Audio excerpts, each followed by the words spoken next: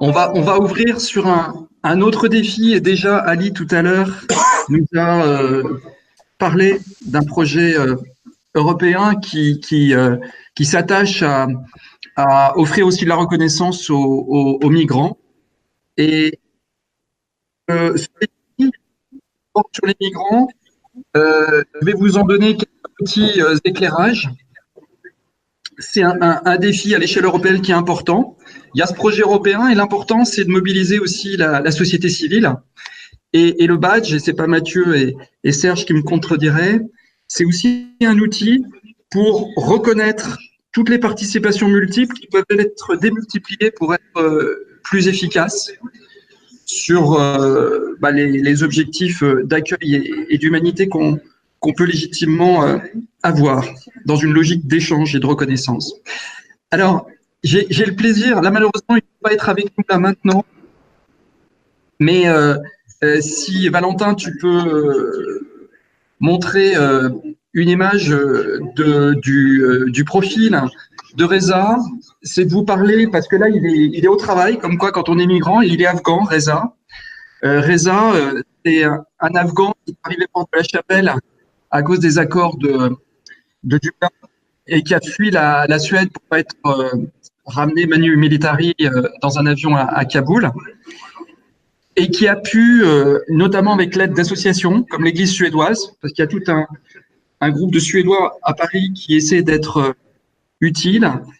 Reza, malheureusement, là, il est au taf, il travaille dans une chaîne de resto et malheureusement, son chef lui a pas permis de nous faire un petit coucou, ce que j'avais demandé. Mais vous voyez là, à travers l'image que Valentin nous propose, là, un profil, en l'occurrence sur l'ETSUP, qui lui permet de reconnaître et d'avoir une sorte de passeport de ce qu'il a fait. Que ça soit en Suède, où il a passé 3 ans, ou en France, où Reza peut refaire une vie.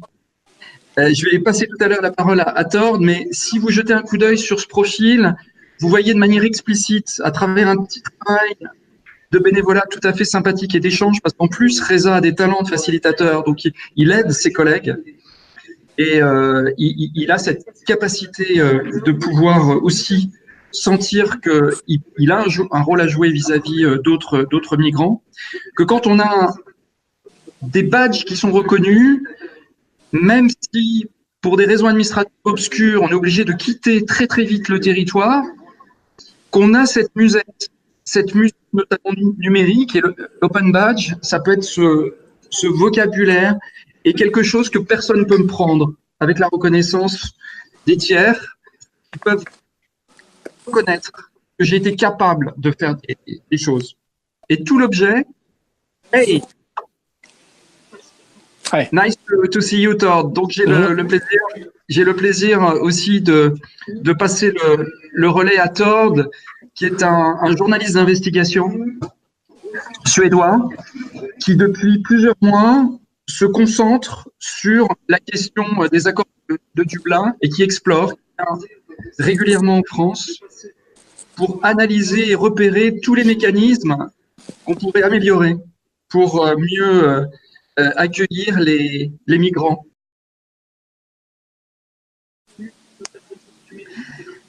Tord, I just tried to give a rapid, very quick image about Reza. I don't know if you know Reza. I know that you come to France regularly to understand what's happening for Afghan migrants that spend sometimes 1 year, 2 years, 3 years in Sweden, and that were obliged to leave the country because of the Dublin agreements. Thank you very much to join us. Thank you. I would be very happy if you could witness and give some insight about how do you feel we can work in a proper way, not waiting only from state policy, but also undertake civil society initiatives that are more relevant. I'm going to translate in French in a few words this question. Okay. J'ai demandé à Tord, avec son regard, il est en train d'analyser un livre d'exploration et d'investigation qui montre que les migrants et la situation situation est très critique en Suède, puisque la Suède s'est toujours reconnue comme un pays par essence terriblement hospitalier, et politiquement, des milliers de migrants, notamment afghans à 80%, ont été obligés de fuir le pays alors qu'ils avaient pu refaire leur vie, se former et souvent avoir une formation technique costaud, parfois diplômés, sanctionnés par un diplôme, et de fuir et se retrouver à la rue, porte de la Chapelle. Donc c'est un sujet qui nous interpelle et je lui ai demandé s'il peut nous apporter un regard et peut-être des conseils avec son analyse européenne. Thank you, Todd. Thank I'm you. happy to give the floor. And thank you very much. And thank you for inviting me. Hello, everybody. I don't know how aware people are of the fact that Sweden and Germany welcomed most unaccompanied young migrants in 2015. 35,000 came to Sweden back in 2015. And this could have been a great story of success because the fact that the young migrants were very young when they came means that they went to school. Many of them lived in families. They connected like young people do. They played football and they did other sports and were very quickly, very tightly connected to the Swedish society. They learned Swedish.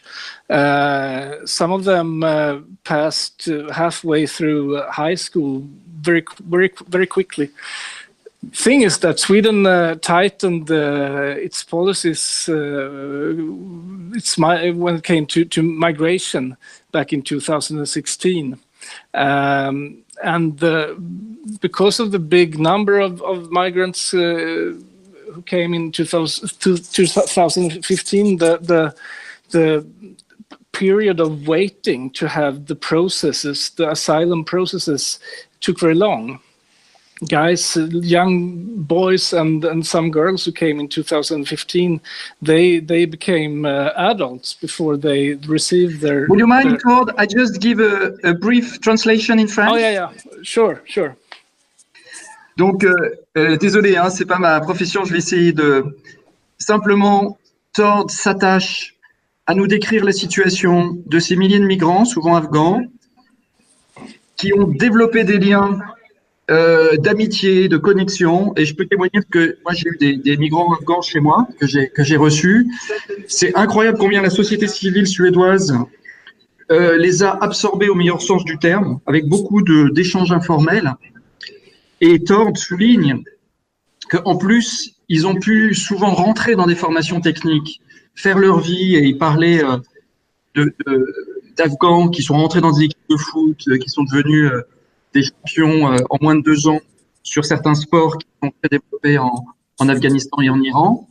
Et il est en train de nous présenter en fait la mesure politique qui tout d'un coup a cassé toute cette chaîne en fait d'accueil. Thank you, Flor. Thank you, Tord. If you can go on, thank you very much. Thank you very much for adding some knowledge, because you're very right that the civil society's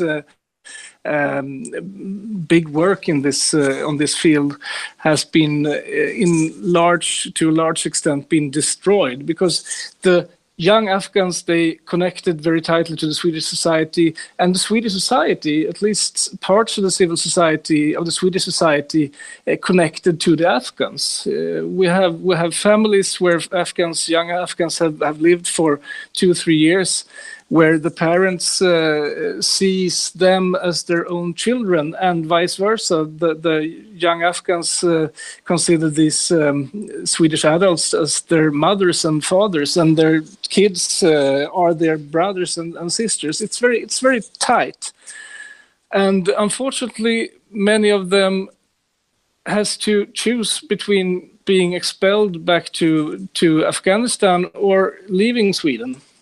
Many of them leave Sweden for France, actually, because France has another view on the security, on the level of the conflict in Afghanistan. So we have family boys, age 18, 19, who turn up in the under the Périphérique and the Autoroute in Porte la Chapelle in Paris, living in tents. Now, do you want to translate, Jean-Philippe?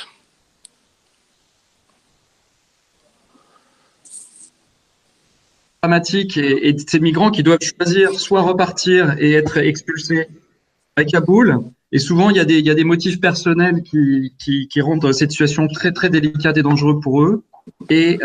Ou bien se retrouver dans la rue, porte de la Chapelle. Donc, c'est vraiment dramatique. Et du coup, je vais poser une question à Tord pour qu'il nous donne son éclairage. Tord, therefore, according to this terrible situation, what are your proposals for improving perhaps actions and services which could be organized between and both French and Swedish civil societies? May I tell you that tomorrow, for example, with Ali, I don't know if you joined earlier the web line, but Ali is organizing a European project, and we have a meeting tomorrow. Okay. Yes, the organization. So, would you have any directions that could be interesting to make this situation easier? Well, my proposal is very simple. As I said in the beginning, the story about Sweden and the young Afghans could have been a success story because of the fact that people were from different parts of the world became very tightly connected, and that seldom happens when it comes to migration. Migrants are often living in their own corners in European countries. The difference with this group was that they were so young, so they had to go to school. They lived in families, etc. So the advice and the lesson learned from all this is connect, and that has nothing to do with age or ethnicity or so. It's just connect. In Sweden, we have this discussion going on about integration, the failure of integration, etc. But most people never connect, and that's very much the Swedish problem, because it's the Swedes don't connect, and I think it's the same in other countries as well. So connect. That's my proposal, and great things come out of it.